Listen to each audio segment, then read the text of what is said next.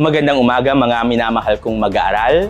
Ako si Ginoong Maestro Jonel D. Arzaga at kayo ay nakatutok sa balitang pang-edukasyon na Filipinos. Salitang may diwa, mensaheng may bisa. Sa ating ulat sa ngayong araw, tatalakayin natin kung paano na ipapahayag ang saloobin, paniniwala at pananaw sa mga isyung panlipunan at kultural sa iba't ibang sitwasyong pangkomunikasyon. Sa pagtatapos ng programang ito, kayo ay inaasahang maipapaliwanag ang saloobin at pananaw sa mga tekstong sosyal at kultural.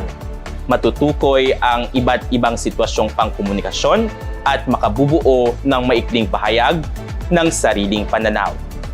Narito ang isang tanong mula sa ating student survey. Kung bibigyan ka ng pagkakataong magsalita sa publiko, anong isyong panlipunan ang ipaglalaban mo? Ayon sa mga eksperto sa komunikasyon, ang mga saloobin at paniniwala ay ipapahayag sa tatlong pangunahing paraan. Una, talumpati, kung saan direktang pinapahayag ang opinyon at paninindigan sa isang issue. Pangalawa, broadcast pang-media, tulad ng isang radyo at telebisyon na naghahatid ng impormasyon at pananaw sa publiko.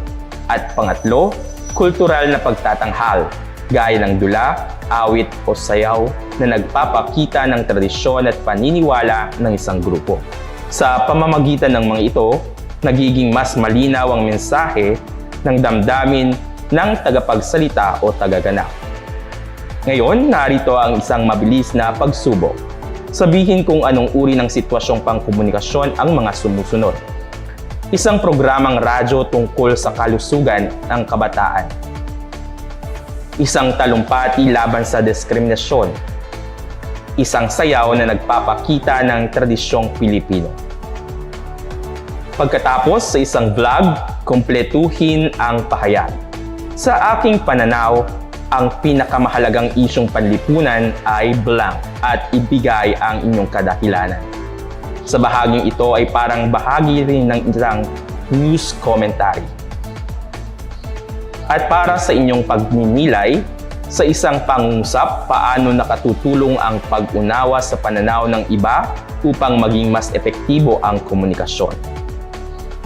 At para sa inyong pagtataya, tumayo kung tama ang pahayag at umupo kung mali. Una, ang sayaw na tradisyonal ay halimbawa ng kultural na pagtatanghal. Pangalawa, layunin ng broadcast pang-media ang maghatid ng impormasyon. At pangatlo, sa talumpati, pangunahing ipinapahayag ang recipe ng pagkain. At dyan nagtatapos ang ating aralin.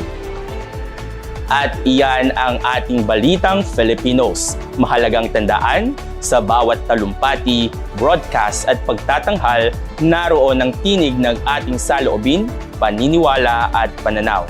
Ako si Ginoong Maestro Jonel D. Arzaga, nagsasabing ang komunikasyon ay hindi lang pagbibigay ng impormasyon, ito ay pagbabahagi ng diwa. Magandang araw at maraming salamat.